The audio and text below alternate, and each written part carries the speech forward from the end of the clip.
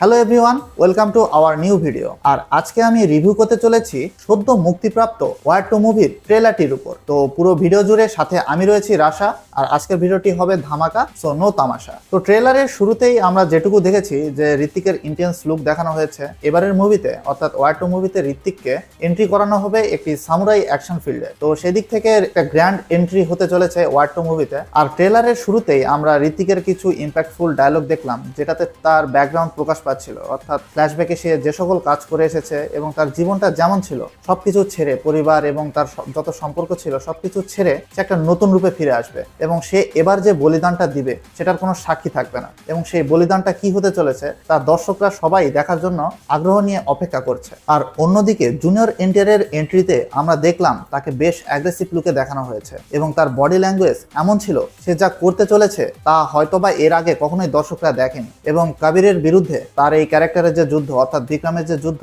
সেটা war two মুভিতে ভালোভাবে ফুটিয়ে তোলা হবে এটা বোঝাই যাচ্ছিল। এবং সে বলেও দিয়েছে যে যুদ্ধ আগে কখনো করা হয়নি সে যুদ্ধ সে একাই করবে, হয়তো সে মরবে না হয় সে জিতবে। আর এখানে বলে রাখি যে জুনিয়র এনটিআরের চরিত্রের নাম হচ্ছে বিক্রম এবং বিক্রম ভার্সেস কবির অর্থাৎ ঋত্বিক ভার্সেস জুনিয়র এনটিআর, এদের যে যুদ্ধটা দেখানো হবে এবং যে সকল অ্যাকশন সিন এখানে রয়েছে তা বেশ বড় স্কেলে তৈরি করা হয়েছে। তবে পুরো ট্রেলার জুড়ে আমার কাছে যেটা মনে হয়েছে যে জুনিয়র এনটিআরের লুক নিয়ে আরেকটু এক্সপেরিমেন্ট করা প্রয়োজন ছিল, কেননা তার লুক বরাবরের মতোই সাধারণ ছিল এবং তার হেয়ার স্টাইল এবং ফেস লুকস, বডি ল্যাঙ্গুয়েজ ঠিকঠাক ছিল। তবে এই দুটো জিনিস যদি চেঞ্জ করা যেত তাহলে আমার কাছে মনে হয় যে এই মুভিটা একদম এনটিআরের জন্য ফাটিয়ে দেওয়ার মতো হতো।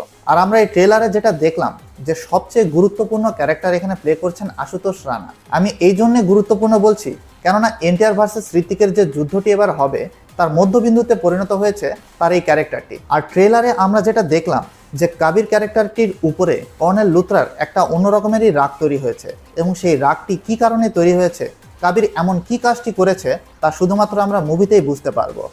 এখানে আর একটা জিনিস বোঝার রয়েছে, কিয়ারাকে এখানে যে চরিত্রে প্লে করতে দেখানো হয়েছে সেটি হচ্ছে ঋত্বিকের একটি সম্পর্কের সাথে, অর্থাৎ তার সাথে ঋত্বিকের ক্যারেক্টারের একটা সম্পর্ক ছিল। আর সেদিক থেকে আমার কাছে যেটা এই ট্রেলারে ভালো লেগেছে সেটা হচ্ছে কিয়ারার সাথে ঋত্বিকের অ্যাকশন অর্থাৎ ফাইট সিন। এবং সেদিক থেকে আমার কাছে মনে হচ্ছে যে ঋত্বিক এবং কাবিয়ার মধ্যে কোনো একটা কারণবশত শত্রুতা হয়েছে। আর এই শত্রুতার পেছনের কারণ আমার কাছে যেটা পয়েন্টিং লেগেছে সেটা হচ্ছে কিয়ারার নাম, অর্থাৎ এখানে স্ক্রিন নেম তার কাবিয়া লুথরা, অর্থাৎ সে হতেই পারে যে কর্নেল সুনীল লুথরার মেয়ে অথবা কোনো কাছের আত্মীয়। আর এ কারণেই আমি বলেছিলাম যে কিয়ারার চরিত্রটাও কর্নেল লুথরার সাথে একদম পুরোপুরি কানেক্টেড এবং কর্নেল লুথরা এখানে সকলের ক্যারেক্টারের সাথে মধ্যবিন্দু হিসেবে বসে রয়েছেন। পুরো ট্রেলার জুড়ে আমরা বেশ কিছু অ্যাকশন সিন দেখেছি, যেটা ট্রেনে অ্যাকশন ছিল অথবা প্লেনে অ্যাকশন ছিল এবং আমরা স্পিড বোর্ডে রেসিং সিনও দেখেছি। তো সেদিক থেকে আমার কাছে মনে হয়েছে ধামাকাদার একটা অ্যাকশন ফিল্ম আসতে চলেছে 14ই আগস্ট।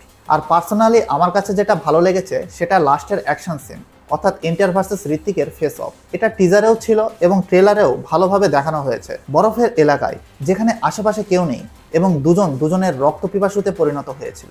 এই মুভিটির টিজার যখন আমাদের সামনে এসেছিল তখন বিভিন্ন ধরনের অভিযোগ আমরা সকলেই করেছিলাম। তো মেন পয়েন্টটি ছিল হচ্ছে ভিএফএক্স। তবে এবারের ট্রেলারে ভিএফএক্স এর কাজে অনেকটাই নির্ভুল করার চেষ্টা করা হয়েছে। তবে পার্সোনালি আমার কাছে মনে হয় তারা এতটাই পলিশ করেছিল অর্থাৎ ইনহ্যান্স করেছে যে কিছুটা আর্টিফিশিয়ালের মতো আমার কাছে মনে হয়েছিল। আমি জানি না আপনাদের কাছে কেমনটা লেগেছে, তবে কিছু কিছু জায়গায় আমার মতে রিয়েলিস্টিক শুটিং করা হতো তাহলে অবশ্যই সেটি মুভির জন্য অনেক ভালো হতো। আবার এমনটাও হতে পারে যে আইম্যাক্সে রিলিজ দেওয়ার কারণে তারা এতটাই বেশি ইনহ্যান্স করে ফেলেছে। তো এখানে আমার মতে ফুল মুভির সিনেমাটোগ্রাফি যদি ভালো হয় তাহলে অবশ্যই দর্শকদের মাঝে ভালো একটা উদ্দীপনার সাড়া জাগাবে এই মুভিটি।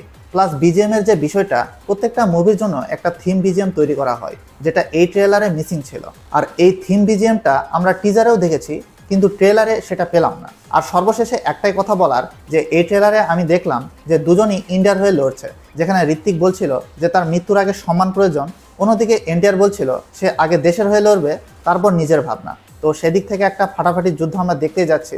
তবে আমার কাছে কেন জানি পার্সোনালি মনে হচ্ছে যে একটা তৃতীয় ব্যক্তি অর্থাৎ নতুন একজন শত্রুর আবির্ভাব ঘটতে পারে এই মুভির দ্বারা। আর সেখান থেকেই হয়তোবা নেক্সটে আলফা মুভির একটি সুগম পথ তৈরি করে দিবে। আর এই পুরো ট্রেলারে কোনো কেমিওর আভাস না দিলেও আমরা সকলেই জানি যে ইয়াশ রাজ ফিল্মসের এই স্পাই ইউনিভার্সে অবশ্যই কেমিও থাকতে পারে।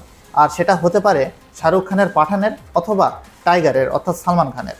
আর সেদিক থেকে আমার কাছে মনে হয় যে এবারের কেমিওটা হয়তোবা শাহরুখ খানের হতে পারে, কেননা তার আপকামিং কিং মুভির হেয়ার স্টাইলের সাথে তার স্পাই ইউনিভার্সের পাঠান ক্যারেক্টারটির অনেকটাই মিল রয়েছে। আর আমার এই রিভিউটি আপনাদের কাছে কেমন লেগেছে জানি না, কতটা ভালো লেগেছে।